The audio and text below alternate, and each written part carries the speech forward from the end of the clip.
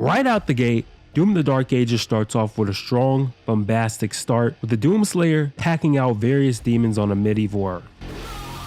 In this Doom, you're not only able to crush demons to death with your fists, but also a dragon and a mech. No freaking way, bro! And with a shield that doubles as a buzzsaw. Gone are the days of double jumping acrobatics. This Doom introduces a grounded system where every move feels deliberate and powerful. Oh, snap. Oh, God. Gotcha. Gotcha. But this isn't just a small change in the game combat, it's pretty much a complete paradigm shift, almost changing the way combat is conducted completely compared to Doom Eternal's acrobatic ballet. Dang, bro. Bam! Oh, snap.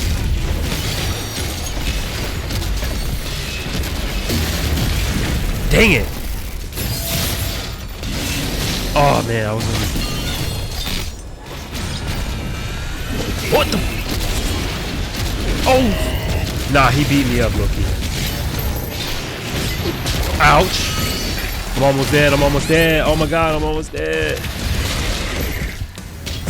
I need help. Oh, I thought wait, I didn't pick it up.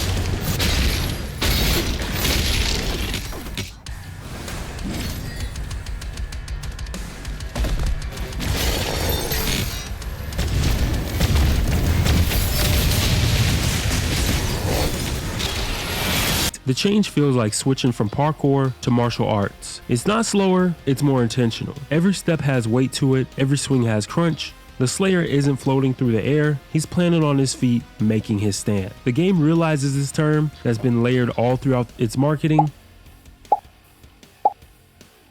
making you go toe to toe with some of the biggest, nastiest demons.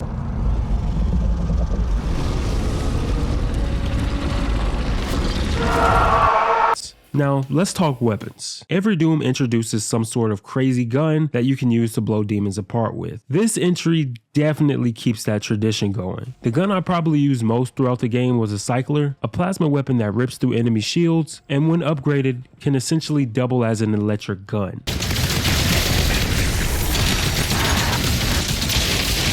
There's also the chain shot that fits the Dark Ages title so well. It's a freaking cannonball attached to a chain that when upgraded can store kinetic energy. This thing can pulverize some of the toughest demon flesh and was my go-to for the game's tougher bosses. I was essentially playing ping pong with demon faces using this gun. My third favorite weapon was the sniper of the game, the Impaler, a sniping harpoon gun that can take off demon heads with ease. And I can't not talk about the guns without mentioning the ballistic force crossbow.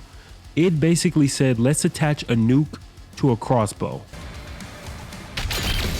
Oh, it's a crossbow nuke. It's just nuking demons. As far as melee goes in the game, you have three options when dealing with the ravenous demon horde. You can choose option A, a dread mace, option B, a power gauntlet, or option C, a flail. And while a shield is technically not a weapon, well, Doom lets you use it as one. Once you unlock the shield saw add-on, it basically becomes a shield with a mix between Captain America meets Texas Chainsaw Massacre, blocking incoming attacks with perfect timing, or rev it up and turn it into a circular saw of death.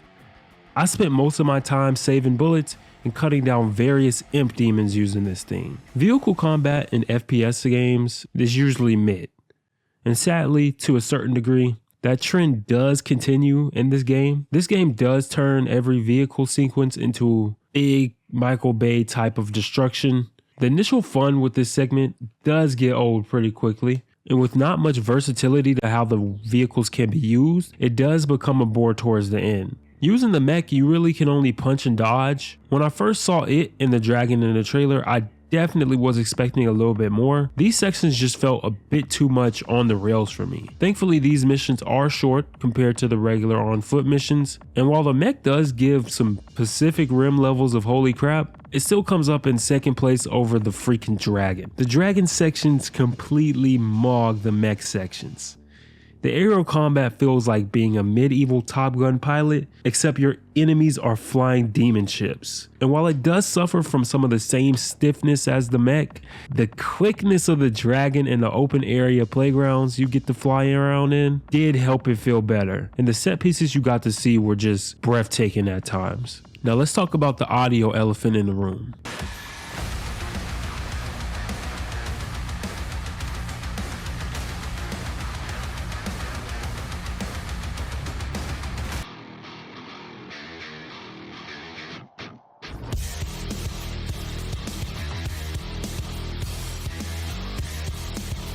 This game's soundtrack comes across as a generic and uninspired soundtrack. Unlike Mick Gordon's iconic compositions in the previous Doom titles, this soundtrack definitely lacks the distinctive tracks that resonated with players back in the old previous two games, and doesn't provide that adrenaline pumping feeling that you got in Doom Eternal. And the soundtrack to me just felt a lot more timid compared to the previous two games, but at least the weapon sounds were decent. Only really the pulverizer could have used some more gross crunching skull sounds, but I was happy with the way each gun sounded. Not known widely for its story, Doom's story until the recent entries was something that I wouldn't say was in the forefront of the game. It was definitely there, but it wasn't what I would say most people played the games for. But I definitely appreciate this one more, especially considering the fact that this game is $80. So I feel like they didn't have much of an option to not make a story of some sort. While it doesn't have the effect of making me care about everyone but the Doomslayer, I like the attempt and the step up in this department. It definitely feels like they can make at least one or two more games in this medieval setting with the characters they had. And with that being said, if you liked the video, be sure to like and subscribe, and I'll be killing some more demons until my next game.